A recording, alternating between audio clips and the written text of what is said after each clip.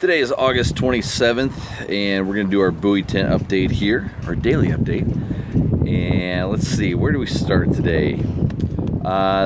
Today it may not look that bad right now, but it was straight nuking today. It was blowing hard. That southwest wind came through, and it was just ripping through here. So most of the fleet decided to take respite here up against Hammond or up against the bridge here in the town of Astoria, and just hide up against the Oregon shoreline to try and get out of that wind. This morning when we got out there early, it didn't seem all that bad at the time. So we jumped over to the Washington side, and when I got over there, I just about immediately regretted it. It was cooking pretty good, and we even had the incoming tide trying to flatten things out for us. But we battled through it along with a few other boats over there, and our first couple passes, actually our first pass, we doubled up, got a nice Chinook and a coho right off the bat, so that's a great way to start the day.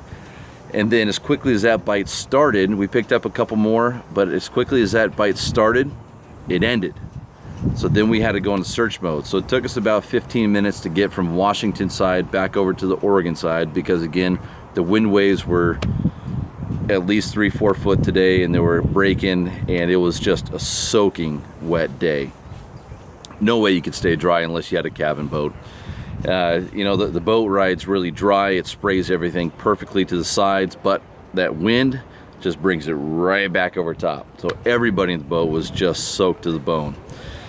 We eventually made it back over to the Oregon side and had maybe about 45 minutes of an incoming left. So we nosed into the current because we really just didn't want to battle trying to keep good boat control. You know, and honestly, that's the biggest issue right now. We had to do a lot of zone trolling today in deep water because we can't fish the shallow water effectively in this wind.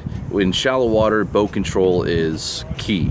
And when you're constantly crabbing port and starboard, trying to correct for the wind and the waves, your gear's just not fishing. So a lot of times today, we were just fishing deep water, going with the swell and the wind wave, or nosing into the current. And it ended up producing, because we got back over here to the Oregon side, just nosed into it, tried to hold against that wind, and we ended up picking up a few more. I don't know if it was luck, right place, right time, whatever it was, but we ended up getting all of our Chinook plus 2 really nice hatchery coho by 11 o'clock today. So we were fortunate. I mean, all things considered, the nasty weather, the really nasty weather, and the tough fishing conditions for a lot of folks, we were fortunate today. And, you know, looking into the rest of the weekend here, oh, that's what I wanted to talk about.